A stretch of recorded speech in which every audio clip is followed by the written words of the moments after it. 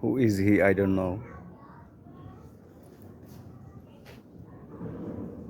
তো জামা এটা করা, খোদাই করা, দাড়ি মোছ আছে, হাতে তলোয়ার, কিন্তু তলোয়ারের সাথে এটা কি দিছে?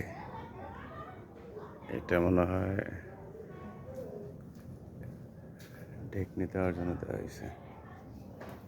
এখানে আরেকজন আছে, ওনার হাতে কুড়াল, এবং এটা কি আমি জানি না, ধরে রেখেছে।